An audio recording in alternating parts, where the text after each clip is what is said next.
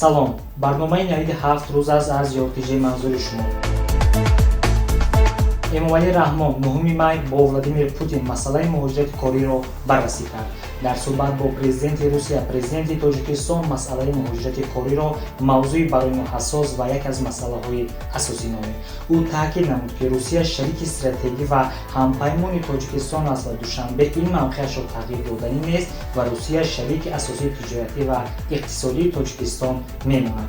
эмомалӣ раҳмон рӯзи 8 май ба Русия сафар кард ва дар паради ҳарбӣ бахшида ба рӯзи ғалаба иштирок намуд.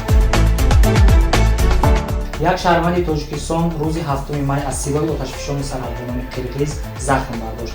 ин маълумотро маркази матбуоти ҳушумои сарҳадии Кумитаи давлатии амнияти миллии Тоҷикистон тасдиқ карда, ҷузъиёти даргирро шарҳ дод.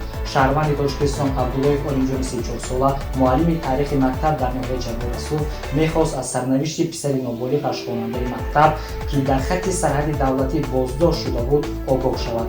ӯ ба ҳарбиёни қирғиз, ки дар диҳаи сулуҳтар ҷойгир буд, муроҷиат кард. ба иттилои кумита, Абдуллоев ягон кирдоре, ки ба принсипҳои неки ҳамсоягӣ мухолиф аст, нишон надодааст, аммо ба зидду аз силоҳи оташфишон истифода шудааст, ки дар натиҷа захмӣ гардид.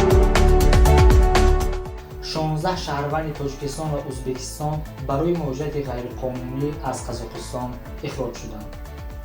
онҳо дар шаҳри Садпайри вилояти Улитави Қазоқистон ғайриқонунӣ кор мекарданд. дар рафтире мақомоти Қазоқистон 7 шаҳрванди Ӯзбекистон ва 9 шаҳрванди Тоҷикистонро муайян карданд.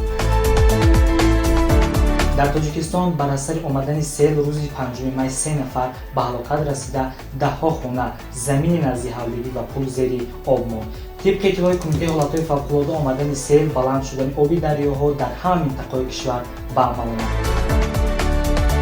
шуруъ аз соли нави хониш сентябри соли 2024 дар Тоҷикистон пули иҷораи китобҳои дарсӣ ба таври ғайринақдӣ супорида мешавад.